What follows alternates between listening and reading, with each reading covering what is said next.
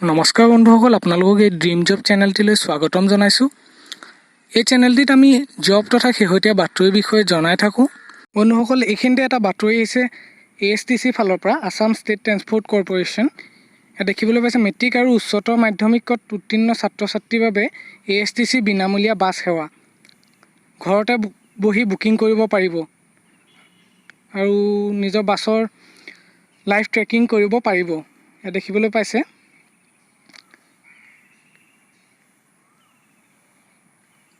শেহতীয়া বাতৰিটো এইটো।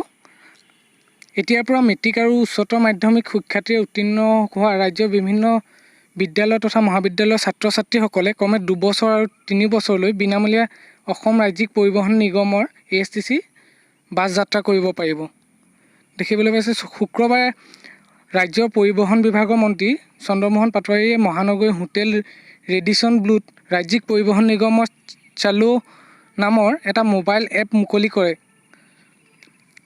আনহাতে কেন্দ্ৰীয় চৰকাৰৰ ডিজিটেল ইণ্ডিয়াৰ অংশস্বৰূপে মুকলি কৰা চালু এপৰ জৰিয়তে এতিয়া পৰিবহণ নিগমৰ বাছৰ যাত্ৰীসকলে ঘৰতে বহি টিকট বুকিং কৰিব পাৰিব আৰু অনলাইন নিজৰ বাছখন ট্ৰেকিঙো কৰিব পাৰিব। ইয়াত দেখিছে এইটো নিউজ। তদুপৰি এতিয়াৰ পৰা চালু এপটোৰ জৰিয়তে টিকট বুকিং কৰি ASTC বাছত ভ্ৰমণ কৰি প্ৰতিগৰাকী যাত্ৰীয়ে ডিজিটেল টিকট লাভ কৰিব।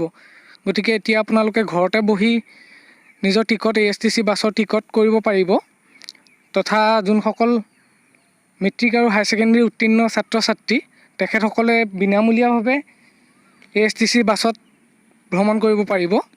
চন্দ্ৰমোহন পাটোৱাৰীয়ে এপটো মুকলি কৰা অনুষ্ঠানত অসম ৰাজ্যিক পৰিবহণ নিগমৰ বাছত যাতে যাত্ৰীসকলে কোনো ধৰণৰ অসুবিধা নোহোৱাকৈ যাত্ৰা কৰিব পাৰে তাৰ প্ৰতি লক্ষ্য ৰাখি আৰু কণ্ডাক্টৰ বাছ ভাড়াৰ ক্ষেত্ৰত কোনো ধৰণৰ খেলিমেলি কৰিব নোৱাৰে তাৰ বাবে এনেধৰণৰ পদক্ষেপ গ্ৰহণ কৰা বুলি উল্লেখ কৰে।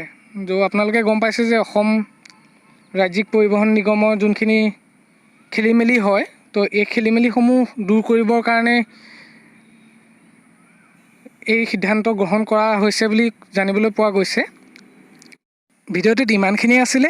যদি ভিডিঅ'টো ভাল পালে তেনেহ'লে এটা লাইক কৰি দিব আৰু এই ধৰণৰ আগলৈও ভিডিঅ'সমূহ পাই থাকিবলৈ চেনেলটো ছাবস্ক্ৰাইব কৰি দিব আৰু লগতে কোনো বন্ধু যদি জনাব বিচাৰে তেনেহ'লে এই ভিডিঅ'টো শ্বেয়াৰ কৰি দিব।